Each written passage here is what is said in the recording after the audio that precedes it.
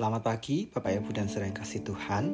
Mari kita memulai akhir pekan kita dengan kembali menyimak sebuah kisah dari para martir Anabaptis tanpa nama yang terjadi di Swabich Mund tahun 1528. Banyak nama kaum Anabaptis yang tidak kita kenal, bahkan beberapa dari mereka yang sudah mati.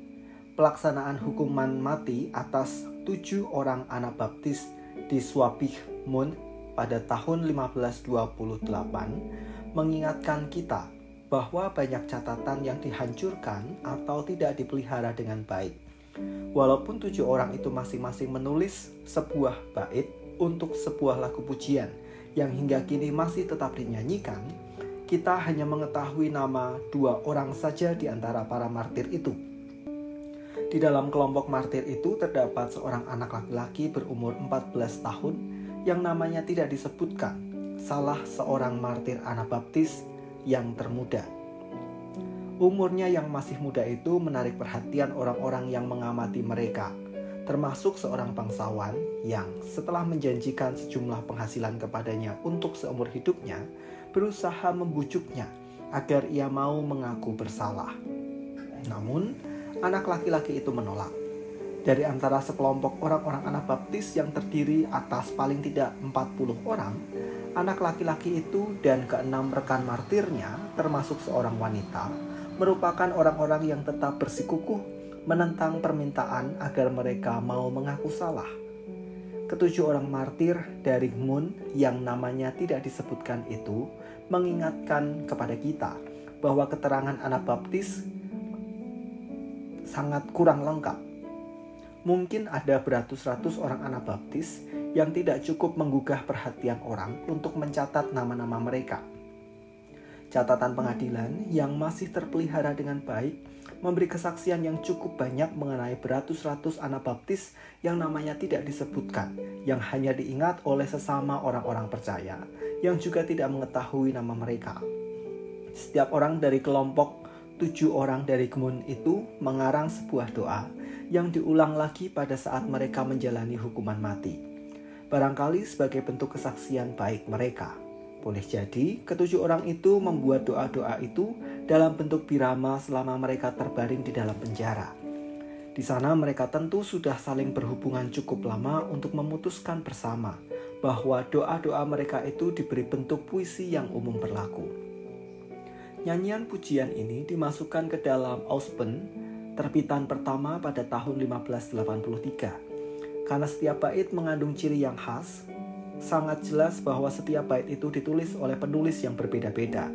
Tidak semua ditulis oleh penyunting yang lain di kemudian hari. 4 bait merupakan seruan untuk meminta pertolongan kepada Tuhan. 2 bait mengandung ketakutan ketika mereka menghadapi kematian yang menyakitkan. 1 bait mendoakan orang-orang yang menganiaya mereka. 1 bait yang lain memohon agar Allah menguatkan orang-orang yang setia. Permohonan yang menyedihkan karena sebelumnya sebagian besar warga jemaat Anabaptis mengaku bersalah. 1 bait lagi untuk mengucapkan syukur kepada Tuhan yang telah menjadikan mereka pelayan-pelayannya. Pembaca tidak dapat membedakan bait mana yang ditulis oleh martir wanita itu atau mana yang ditulis oleh martir anak laki-laki itu. Bagi orang-orang Anabaptis, menghibur diri sendiri di dalam penjara dengan mengarang dan menyanyikan lagu-lagu pujian merupakan hal yang biasa. Orang-orang Anabaptis yang berjumlah 60 orang lebih yang dipenjarakan selama 4,5 tahun di Passau setelah tahun 1535 telah mengarang paling tidak 53 lagu pujian. Bapak Ibu dan saudara yang kasih Tuhan, dari 7 martir Anabaptis yang terbunuh di kota Swabich Mund tahun 1528 ini menjadi sebuah teladan bahwa iman kepada Tuhan tidak dapat dibeli oleh harta. Khususnya dari seorang anak laki-laki yang setelah dijanjikan sejumlah uang kepadanya, dia tetap setia kepada Kristus. Dia tidak menjual imannya demi kenyamanan, keamanan. Bahkan bahkan ia merelakan hidupnya berakhir dengan tragis, namun ia tetap pegang teguh imannya kepada Tuhan Yesus.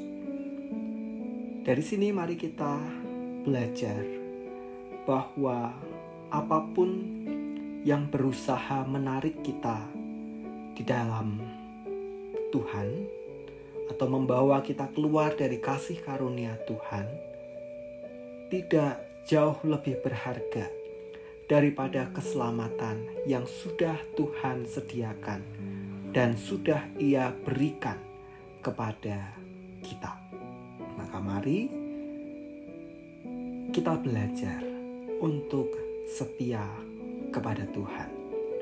Sekalipun kesusahan, sekalipun ada tantangan, sekalipun ada ancaman, sekalipun diiming-imingi dengan sesuatu yang nampak berharga, yakinlah bahwa Kristus jauh lebih berharga. Mari kita berdoa. Kami mengucap syukur Tuhan untuk kisah ketujuh para martir Anabaptis ini yang meneguhkan kami agar kami tetap berpegang pada iman kami dalam Yesus Kristus di tengah berbagai tantangan bahkan ancaman yang datang silih berganti. Bantu kami Tuhan agar kami memandang berharga keselamatan di dalam Kristus yang sudah Engkau berikan. Sehingga sekalipun kami hidup dalam kesusahan, bahkan ada godaan untuk menjual iman kami demi materi, kami mohon Tuhan, kiranya Engkau menguatkan kami. Akhir pekan ini ya Tuhan, kami mohon pimpinan-Mu, penyertaan-Mu dan berkat-Mu untuk segala aktivitas yang akan kami jalani. Di dalam nama Tuhan kami Yesus Kristus, kami berdoa dan mengucap syukur. Amin.